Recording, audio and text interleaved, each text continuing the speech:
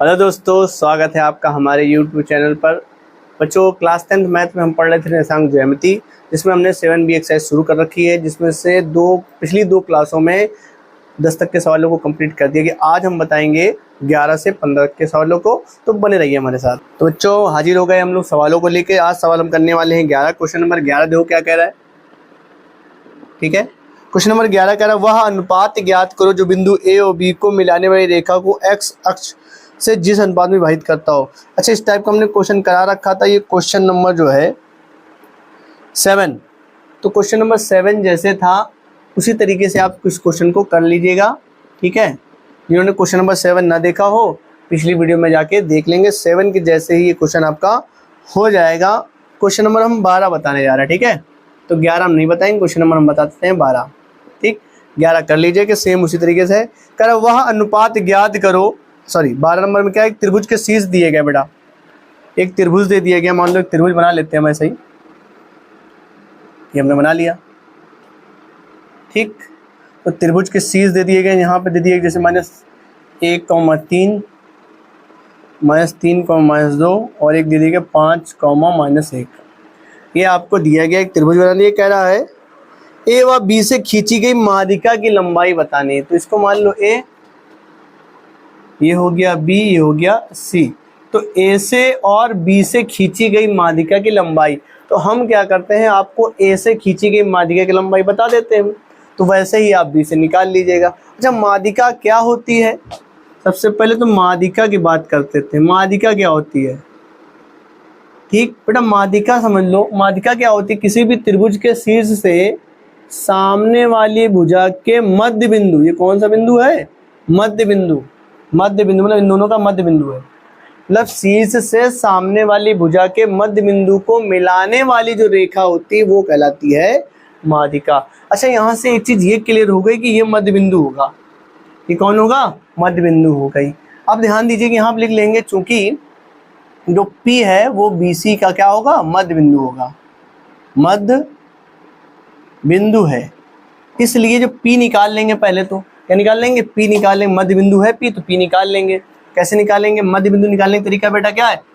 x को जोड़ लीजिए और 2 से भाग कर दीजिए, y को जोड़ लीजिए और 2 से भाग कर लीजिए। तो देखो यहाँ से आएगा 2/2 -3/2, तो आ गया 1, माइनस का 3/2, तो P आ गया बेटा 1, -3/2। अब आपको क्या निकालें? माध्यिका की लंबाई निकाली। लंबाई मतलब AP निकालना है, तो यहाँ दो बिंदुओं के बीच की दूरी का फॉर्मूला लगा देंगे। अब हम निकालेंगे AP। तो दो बिंदु के बीच की दूरी का फॉर्मूला क्या होता है बेटा? x2 - x1 का whole square plus y2 - y1 का होल स्क्वायर। इस फॉर्मूले का यूज कर लेंगे, हमारा आंसर आ जाएगा। सेम टू सेम B से भी यही करना, मध्य बिंदु निकालेंगे, उन दोनों के बीच की दूरी निकाल लेंगे। चलो पहले इसको हम सॉल्व कर लेते हैं। AP निकाल लेते हैं। अब क्या करना है, इसको मान लो x1 y1, इसको मान लो x2 y2। P के लिए ध्यान दीजिएगा, A की वैल्यू आपको कितनी दी गई है? -1, 3, और P आपने निकाला है 1, -3/2। तो ये हो गया x1, ये y1, x2 और y2। ये AP के लिए है। चलिए, x2 की वैल्यू कितनी? 1, x1 की वैल्यू कितनी? -1, माइनस क्या हो गया? प्लस का होल स्क्वायर, प्लस y2 की वैल्यू कितनी? -3/2, y1 की वैल्यू कितनी है? 3 का होल स्क्वायर। लगा दो बेटा, ये 2 हो जाएगा। 2 का स्क्वायर कितना होता है? 4। तो इंटू कर लो, देखो 2 3 6, 6 3 9, माइनस का 9/2। ठीक है, 2 3 6, 6 3 9, तो 4 + 9 9 81/4, 2 दूनी 4।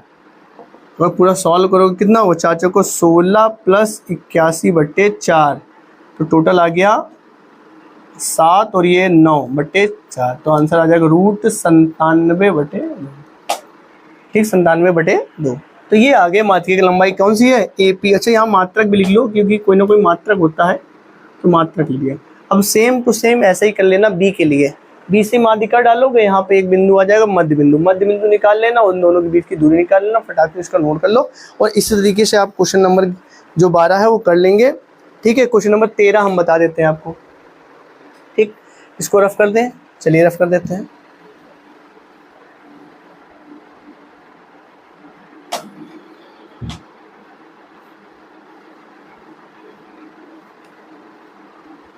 ध्यान दीजिएगा। क्वेश्चन नंबर बेटा 13, अच्छा, अगर 13वां क्वेश्चन हमने बता दिया तो उस हिसाब से क्वेश्चन नंबर 17 भी आपका हो जाएगा। 13 और 17 लगभग एक जैसे हैं, क्वेश्चन नंबर 13 और क्वेश्चन नंबर 17, ठीक है, लगभग एक ही जैसे हैं, कर लीजिएगा। तो यहाँ पे क्या लिखा है, ए की वैल्यू दी गई है, फर्क केवल इतना है, यहाँ पर 4 बराबर भाग है, वहाँ 3 बराबर भाग है बस, ठीक है। यहाँ कह रहा है ए और बी को मिलाने वाली रेखा को 4 बराबर भागों में बांटने वाले बिंदुओं को ज्ञात करो। एक यहाँ पर हम फिगर ड्रॉ कर लेते हैं छोटा सा, इससे आसानी हो जाएगी समझने के लिए। ए कितना है बेटा, -2, दिया गया है। यहाँ बी मान लेते हैं, दिया गया 2,8। अब इसको 4 भाग करने हैं, तो 1 भाग 2 भाग, देखो 1 भाग 2 भाग 3 भाग 4 भाग, तो यहाँ पे हमें 3 पॉइंट को P मान लो, Q मान लो और R को यहाँ पर रखना पड़ेगा, ठीक है। अब आपको यही PQR निकालने हैं। अच्छा, PQR क्या कर रहे हैं, इनको विभाजित कर रहे हैं। अब यहाँ पर हमें अंतर विभाजन पढ़ा है, बाह्यता विभाजन पढ़ा है, मध्य बिंदु पढ़ा है। अब उन तीनों में से किसी एक फॉर्मूले का यूज करके यहाँ पे हमें लगा लेना। वैसे अंतर विभाजित है। अच्छा, ध्यान दीजिएगा, अनुपात कैसे निकालो, क्योंकि यहाँ पर x1 y1 x2 y2 दिया गया है और PQR निकालना, इसके लिए हमें अनुपात चाहिए। अनुपात कैसे निकालोगे, अगर थोड़ा सा दिमाग लगाओ, लॉजिक लगाओ कि 4 बराबर भाग है, मतलब 1 भाग 2 भाग 3 भाग और ये 4 भाग, एक एक करके होगा ना, सब बराबर बराबर भाग है। अच्छा, अगर P देखें तो P क्या कर रहा है, आगे 1 भाग है, पीछे 3 भाग है, तो टोटल 1:3 बन गया कि नहीं बन गया। तो आप ऐसे लगा सकते हो कि नहीं लगा सकते हो कि जो P है ए बी को 1:3 में अंतर विभाजित करता है। अंतर विभाजन का फॉर्मूला लगा लेना, ठीक। अच्छा, Q क्या कर रहा है, आगे 2 पीछे 2, मतलब आगे 2 पीछे 2, मतलब मध्य बिंदु हो गया। क्या हो गया, मध्य बिंदु हो गया। Q मध्य बिंदु लगा रहा है, नहीं 2:2 लगा रहा है। R क्या कर रहा है, आगे 3 और पीछे 1, मतलब 3:1 लगा रहा है। अच्छा, एक चीज और है, इस तरीके से निकाल सकते हो, वरना एक तरीका और है। सबसे पहले आप क्या करो, ये तो तरीका समझ गए कि P निकालने के लिए 1:3 लगा सकते हो, Q के लिए मध्य बिंदु लगा सकते हो कि 2:2 आ रहा है, और R के लिए 3:1 लगा सकते हो। लेकिन अगर थोड़ा सा दिमाग लगाओ, सबसे पहले Q निकाल लो। क्या निकाल लो, Q, क्योंकि Q क्या है, मध्य बिंदु है ना, बीचों बीच आ रहा है, तो Q निकाल लें। तो हम लिखेंगे चूंकि जो Q है AB का मध्य बिंदु है, ठीक है बेटा। तो यहाँ पर जो Q है AB का मध्य बिंदु है। मध्य बिंदु निकालना बहुत आसान है, अंतर और बाह्यता विभाजन से तो आसान ही है।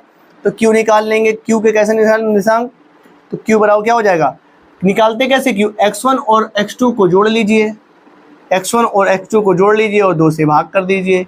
y1 और y2 को जोड़ लीजिए, 2 से भाग कर लीजिए। तो क्या आएगा, यहाँ तो 0 आ गया, ये हो गया 10, 10 में से 2 का भाग करोगे तो 5 आ गया, 0,5। अगर ध्यान से अब देखो तो इन सारे अनुपातों को ना लगाओ, अब ध्यान से देखो तो P है वो क्या कर रहा है, Q और A का मध्य बिंदु नहीं हो गया, बिल्कुल P मध्य बिंदु है, क्योंकि एक इधर एक उधर मध्य बिंदु हुआ। जहां लिख लेंगे चूंकि जो P है AQ का मध्य बिंदु है, ठीक है, AQ का मध्य बिंदु है। जो बेटा ये मध्य बिंदु है तो बीचों बीच का पॉइंट कैसे निकालते हो, P निकालना है, क्या करोगे, x को जोड़ लेंगे, x1 ये x2 बटे 2 कर देंगे, y को जोड़ लेंगे और 2 से क्या कर देंगे, भाग कर देंगे। यहाँ -1 आ जाएगा, यहाँ आ जाएगा 7/2। अब हम क्या करेंगे, r निकाल लेंगे। अगर ध्यान से देखो r क्या है, Q और B का मध्य बिंदु है, तो भैया क्या करोगे, x को जोड़ लोगे, 2 से भाग कर दोगे, y को जोड़ लोगे, 2 से भाग कर लोगे, तो आ गया 1, 8, 5, 13, तो 13/2 आंसर आ गया। अभी विभाजन वाला लगाते तो थोड़ा सा टाइम लगता, लेकिन आंसर यही आता। यहाँ पर थोड़ा सा दिमाग लगा लिया और हमने आंसर को निकाला।